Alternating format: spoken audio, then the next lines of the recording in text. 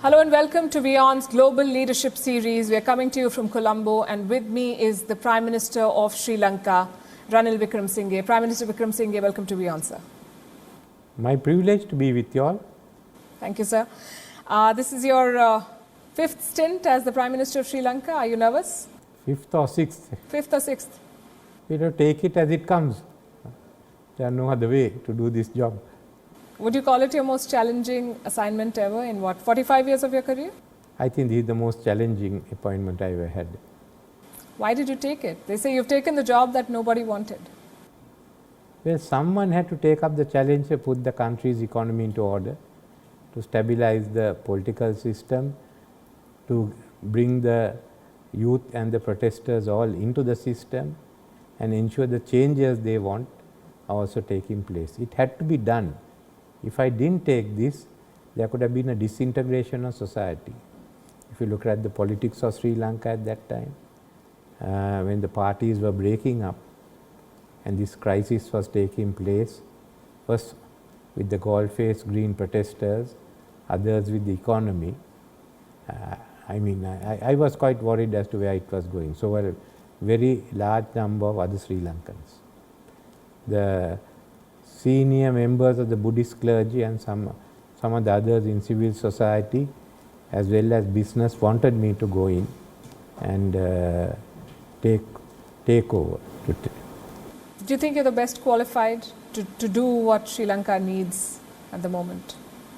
Well, there may be people who are better qualified than me, but I was the only one that was willing to accept the challenge. You know, correct me if I'm wrong, you're 73 years old. This is Yes. the time when most people think of retirement or writing a book or doing something else. And you've sort of set the reset button, not just on your life, but that of your country.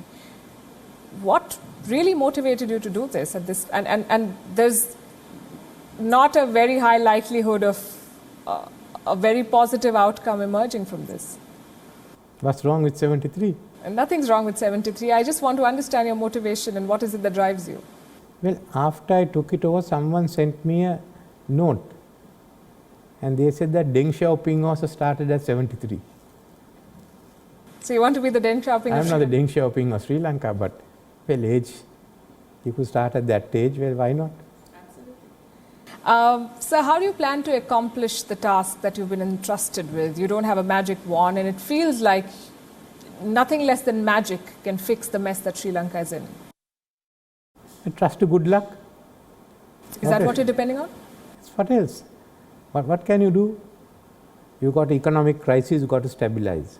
You got a political crisis, you got to stabilize. And these are not normal ones.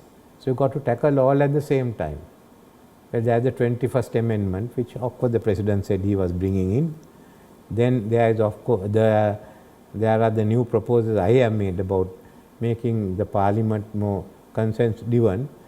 There are economic reforms and how we reach out to the protesters, to the middle class who are fed up with the way politics has been going on for the last decade or more.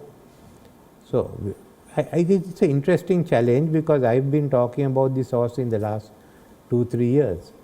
So let's give them that hope, get them involved, go ahead. Until that happens, everyone will be firing at me.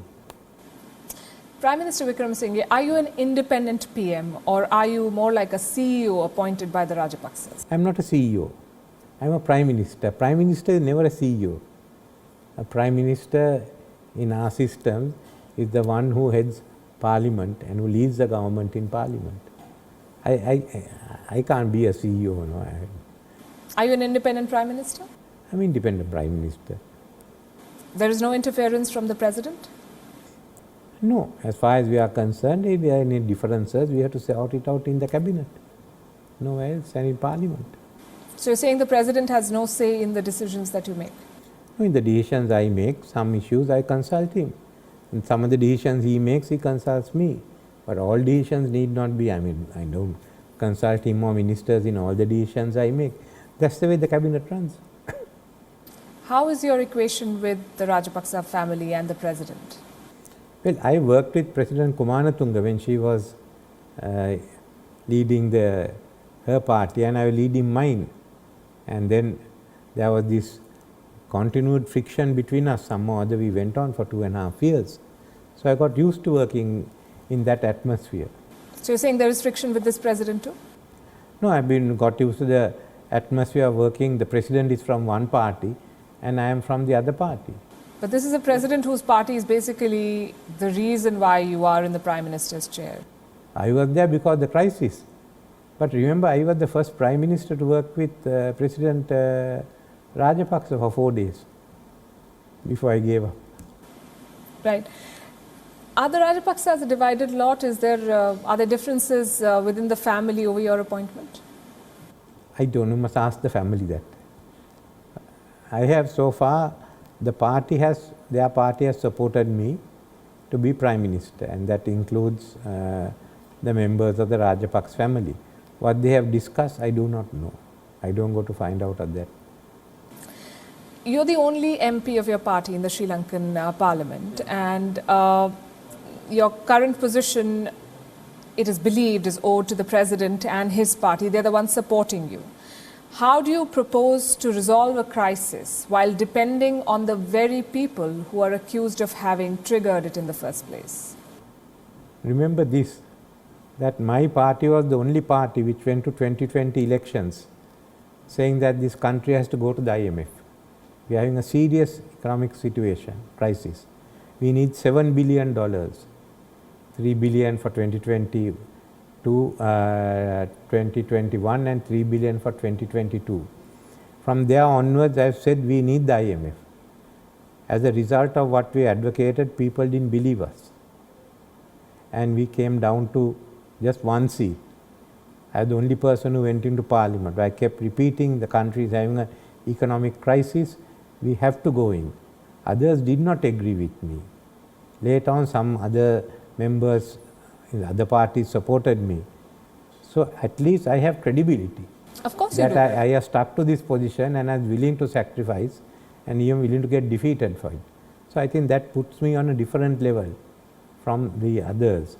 Secondly, it was not the question of President Rajapaksa inviting me. I'll give you the whole background. As I said, the Bar Association brought in a resolution that the President should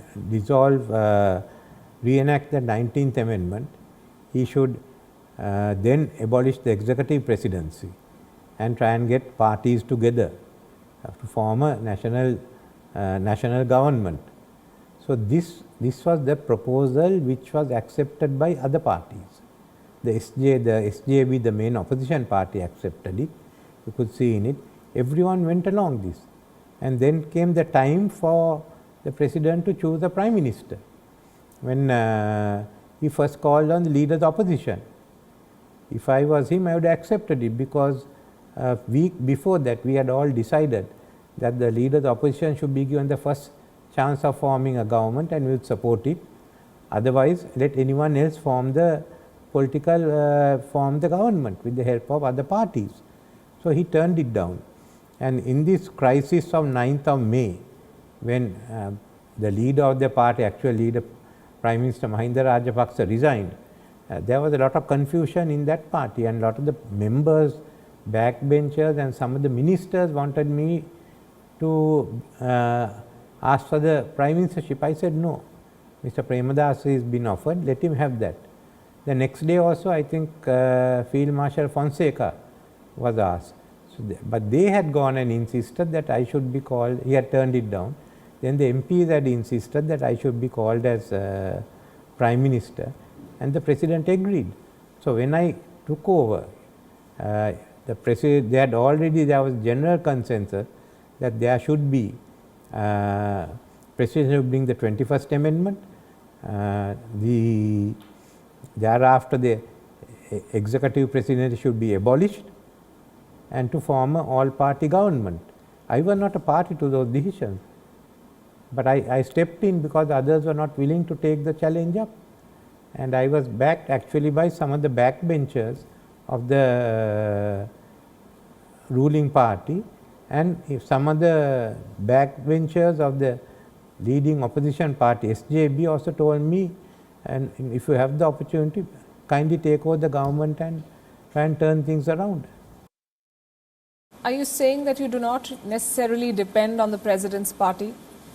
No, I need their support. If they withdraw the support, I can't be Prime Minister. So then that still doesn't answer my question, that if you need their support and if it's on the basis of their support that you remain Prime Minister, how do you propose to bring the changes that are directly going to impact them? Firstly, is that I came in there because some of the backbench members wanted me in a political crisis. I don't think I would have ever been thought of earlier.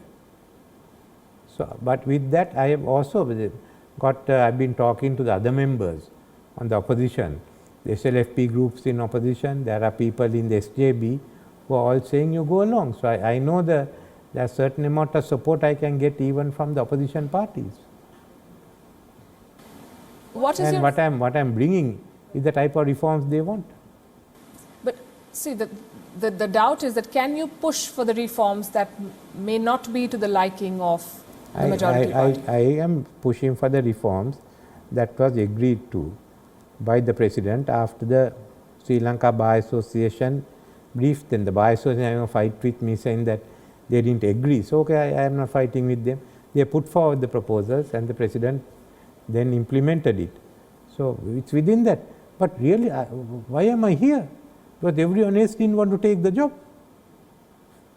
And neither from the government nor from the opposition. Well, this is quite a unique situation, and you're saying that there is no interference whatsoever from the President. No, there are difference of opinions, so we have to discuss, and it's not only with me, there are difference of, the SLPP are now got into different factions, so within the factions also there is a difference of opinion. When the electricity, the renewable energy bill was brought in, part of the SLPP members voted against it. Others voted for it. Some of them voted with the SJB against it. So it's a sort of a unique parliament where no one has a majority and each party has its factions, very much like the LDP in Japan. So it's how you move around with those factions that matter. I'm sure you can use your experience to sort of work with all the factions together. WION is now available in your country. Download the app now and get all the news on the move.